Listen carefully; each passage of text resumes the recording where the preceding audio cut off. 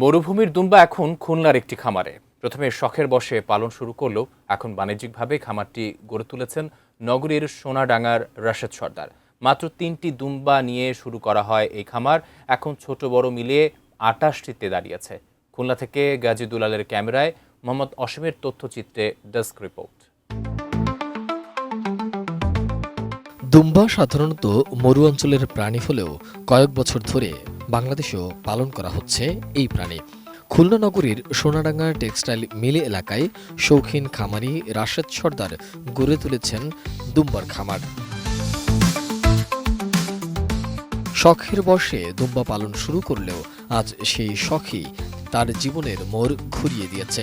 7 বছর আগে মাত্র 3টা দুম্বা দিয়ে শুরু করলেও ধীরে ধীরে পরিশ্রম আর অভিজ্ঞতায় গড়ে তুলেছেন বিশাল এক খামার।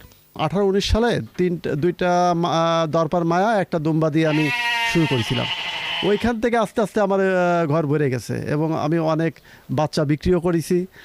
আর এলাকার মানুষও আমি 8-10টা এলাকার মানুষও খাওয়াইছি। আর প্রতি বছর আমি কোরবানি দিই আমার এখান থেকেই। এইভাবে আমার ভরে ইয়ে হয়েছে এবং আমার এই মায়াগুলো আলহামদুলিল্লাহ 2টা করে বাচ্চা দেয়।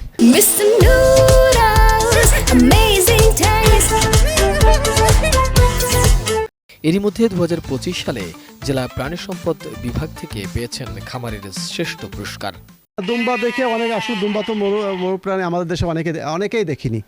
অনেকে দেখে তো অবাক হয়ে যায়, এই জন্য তারা ওই দেখে পালার চেষ্টা করে। দুম্বা আমাদের দেশে পালা যায়, এই জন্য তারাও পালার জন্য আগ্রহ প্রকাশ করে। দুম্বার খামারটি দেখতে দূর দূরান্তের অনেকে ভিড় করছেন, আবার অনেকে দুম্বার খাবার করার আগ্রহ প্রকাশ করছেন। আমিও ওনার দেখা দেখি ওনার কাছ থেকে আমিও 2টা বাচ্চা নিছি, আমিও পালন শুরু করছি। আল্লাহ দিলে রাশেদ ভাইও সহযোগিতা করে পরামর্শ দিয়ে, এবং আমাদের এলাকায় আশপাশে আরও অনেকেই ওনার কাছ থেকে নিয়ে ওনার দেখা দেখি এখন অনেক উদ্যোক্তা তৈরি হচ্ছে।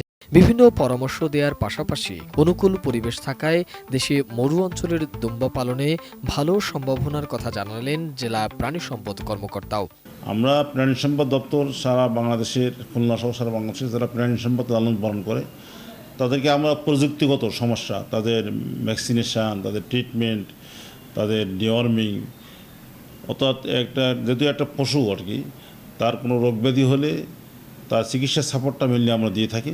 গত নভেম্বর মাসে আমাদের জাতীয় প্রাণী সম্পদ সপ্তাহ হয়েছিল। ওখানে আমাদের খুলনার এক ভদ্রলোক রাশেদ নামে, সে দুম্বার একটা স্টল দিয়েছিল, আমরা এবং তাকে পুরস্কৃত করেছিলাম আর কি।